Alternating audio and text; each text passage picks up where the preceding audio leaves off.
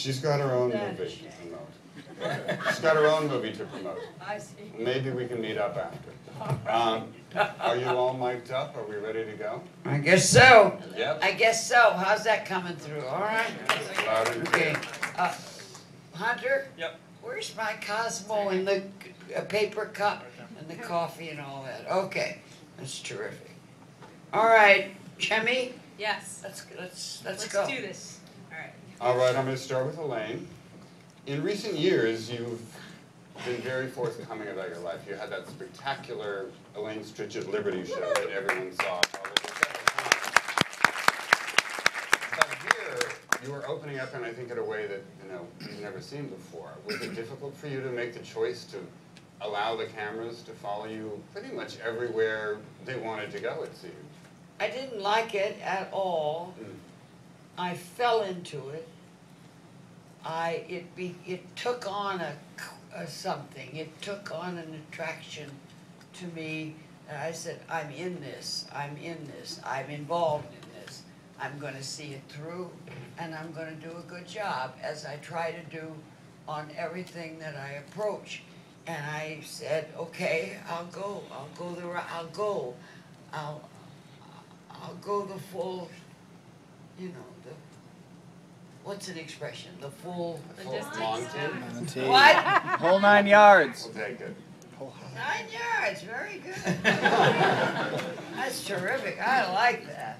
So I'm going to go the 9 yards. I really am. I'm in for a penny, in for a pound. And so I did it, and I'm glad I did. And I love the line that I said, and you will too, that I said to Champ when she said to me, how'd you like it? When I saw it for the first time, and I said, I think it's terrific. I'd like to see it again, but I don't want to be in it. And I meant every word.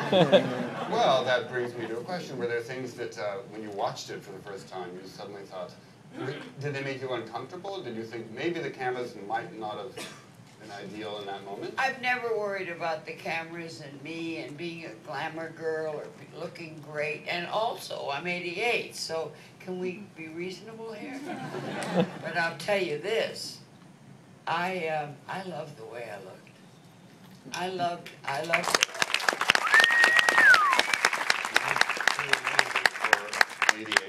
And I hadn't had anything fucked with.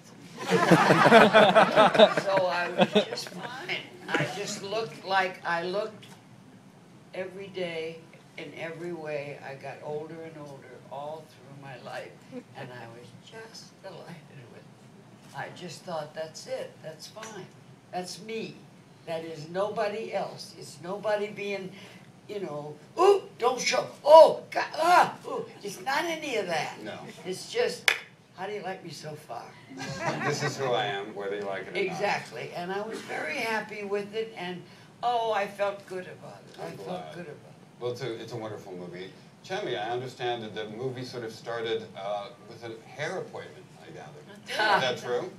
Yeah, I had seen Elaine in the salon, and I said to my hairdresser, is that Elaine Stritch?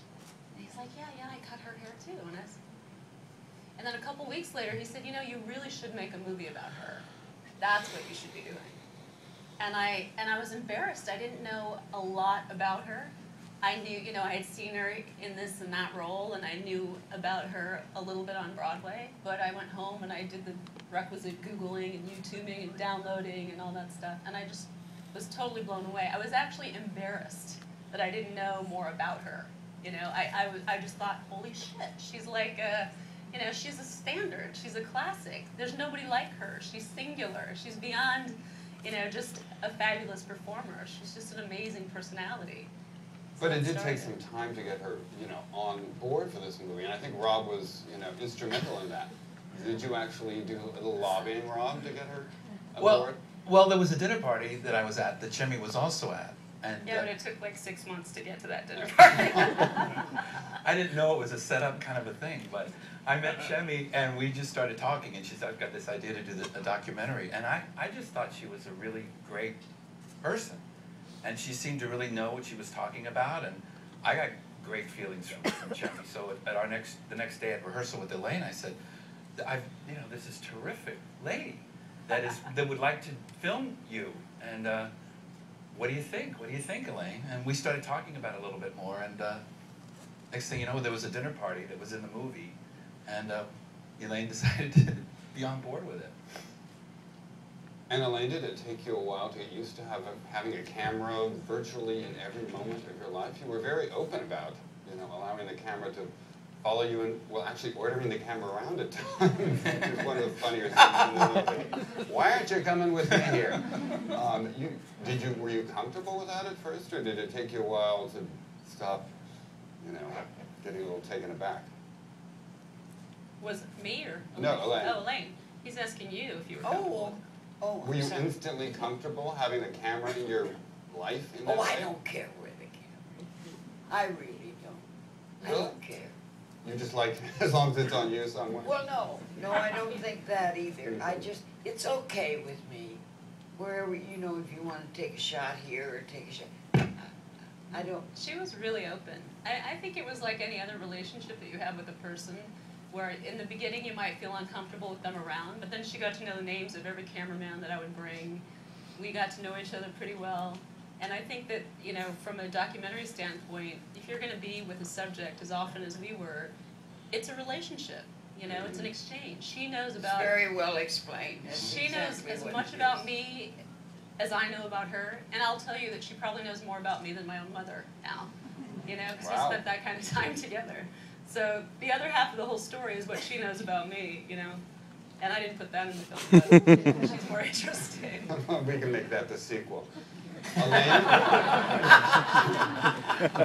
when you saw the movie, there were many testimonials to the honesty. People talked about the truthfulness in your performances, and that's where the power of your work comes from. Had you always been aware of that? Is that something you always strive for? Is that innate?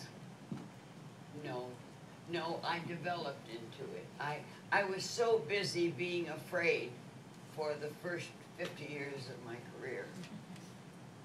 And then I finally got used to performing and saying, I can do that, I can do that, I know how to do that, I know how to reach you, I know how to reach you, and you've got to let me. And I just got didactic about it and said, listen to me, because I got something to tell you. And don't fight with me and don't argue with me. I'm up on the stage and I own this space. And you behave yourselves and I'll behave myself and we're going to make some music that you will love. And that's what we did for 70 years. You did indeed. Now, how did you fight through 50 years of fear, though? Or at one point in the movie you talked about... No, it's true. But you stopped. That's how I did. I got through it through alcohol. Because alcohol gave me courage. I didn't take too much of it because I didn't want to overshoot the runway. But I took enough to say, I got it, that's all I need. Put on Sunday, and I started to swing, and they bought me, and I loved every minute of it. And that's the way we did it. We between the audience and myself, we fooled all of them.